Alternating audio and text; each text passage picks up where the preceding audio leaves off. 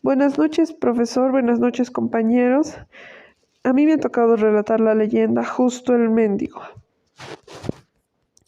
A mediados del siglo XVII, por las calles de esta villa imperial se arrastraba un mendigo.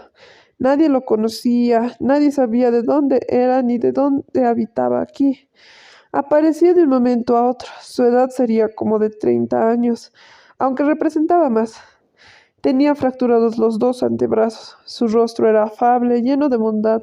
Su humildad y sobre todo su caridad y amor para con sus compañeros hicieron que estos le llamaran Justo, que probablemente ese no era el nombre. La frugalidad era una de sus cualidades que más le distinguían. Las limosnas que en el día le daban las distribuía entre los demás mendigos. En aquella época no existían hoteles, pero sí hosterías, posadas, tabernas, y donde más abundaban estas era en el laberinto de la estación, compuesto de varias calles. Andando el tiempo las llamaron las Siete Vueltas. En esta red de calles y tabernas habitaba la gente más perversa de aquel tiempo. Entre estas tabernas había una más decente, donde concurría especialmente la nobleza del país, la que se llamaba Hostería de la Buena Fortuna. En la puerta de aquella taberna se acurrucaba un mendigo desde las 9 de la noche hasta que salía un caballero que por lo común era a las 4 o 5 de la mañana, y dicho caballero depositaba en la bolsa del mendigo una limosna, cuya cantidad era según la suerte que el hidalgo había tenido en el juego o según el humor con el que estaba. El mendigo distribuía esta limosna íntegra entre sus compañeros, por ende era fácil de conocer que tal mendigo era llamado Justo. Aquel caballero era don Francisco Izquierdo, noble criollo que tuvo la desgracia de perder a sus padres, quienes le dejaron una pequeña suma de dinero cuando tenía los 25 años de edad. Después de la muerte de sus padres, Izquierdo no tenía más travesuras que las de todo joven, pero una noche uno de sus amigos lo llevó a la taberna u hostería de la Segura Fortuna, donde empezó a jugar con el dado, juego en el que le fue tan bien. Desde esa memorable noche no faltó más a la Segura Fortuna, olvidándose de sus compromisos y travesuras. Es así que don Francisco jugando y el mendigo recibiendo cada noche una limosna de las ganancias del caritativo jugador, la fortuna le protegió a este tal extremo que en menos de 30 días duplicó su herencia. Estaba satisfecho, contento, y hasta llegó a imaginarse que la hostería se había abierto expresamente para que él asegurara su fortuna. Pero no contaba con que algún día le iba a ir mal y la suerte le iba a dar la espalda. Lo cierto es que, halagado por su amor propio, condimentado con su vanidad y orgullo y confiado en su segura fortuna, desafió con una sonrisa despreciativa a todos los hidalgos estantes y habitantes de la hostería.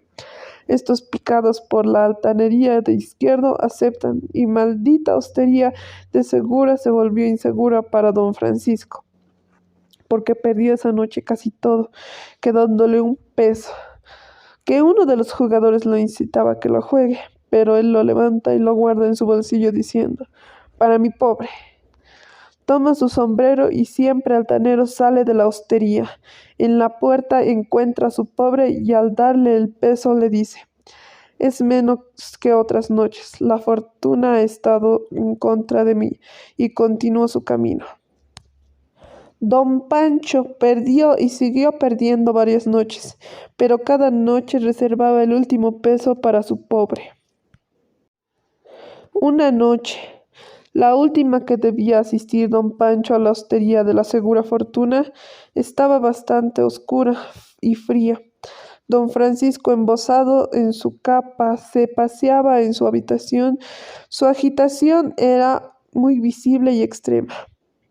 Es lo último que me queda, decía mirando una bolsa llena de plata. Es lo único de toda mi riqueza. Y si esta noche lo pierdo, oh, si lo pierdo, veremos lo que debo hacer. Y efectivamente, Esa bolsa era el último resto de su herencia. Sus muebles, sus vestidos, sus casas, todo lo que poseía había perdido en el juego. El trabajo de algunos años de sus padres, como también lo que había adquirido en el juego.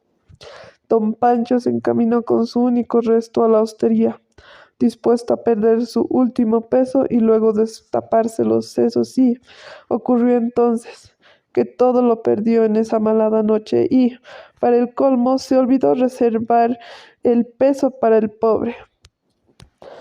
Hijo, le dijo a este, mi suerte es fatal, no me ha quedado ni un solo peso. Dios se ha olvidado de mí y yo en mi desgracia me he olvidado de ti. Pero en cambio toma esto para que te acuerdes de mí. Diciendo esto, rasgó un pedazo de su finísima capa y se lo da al pobre. Dios no se ha olvidado de usted, señor, y no se olvidará jamás, respondió el médico. Así sea, murmuró el jugador. Desde ese momento empezó a vagar por las calles de Viña en compañía de sus tumultuosos pensamientos que en desorden le agitaban. Una idea lo dominaba, la de destaparse los sesos, y para llevarlo a cabo esperaba a que amaneciese, oír misa y tal vez confesarse en algún comulgar. La mañana sorprendió al jugador por las calles de Santa Mónica y viendo este templo abierto, entra en él. Aún estaba algo oscuro. Se arrodilló en un altar y se puso a orar y a orar con devoción. A medida que el día avanzaba, los objetos se distinguían más claramente en la iglesia y cuando ya estaba llena de luz, dirigió casualmente don Pancho su mirada a la imagen del Señor del Milagro que hay en dicha iglesia y miró que la túnica tenía un pedazo de género de otro color. Esto le llamó mucho la atención y grande fue su asombro cuando descubrió que el pedazo de otro color era nada menos que el que noche antes había rasgado de su capa para dárselo a su pobre en cambio de la limosna que se olvidó reservarle. Este suceso hizo cambiar su idea de destaparse el cráneo metiéndose de fraile inmediatamente. Bueno, profesor y compañeros, eso sería la leyenda Justo el Mendigo. Gracias.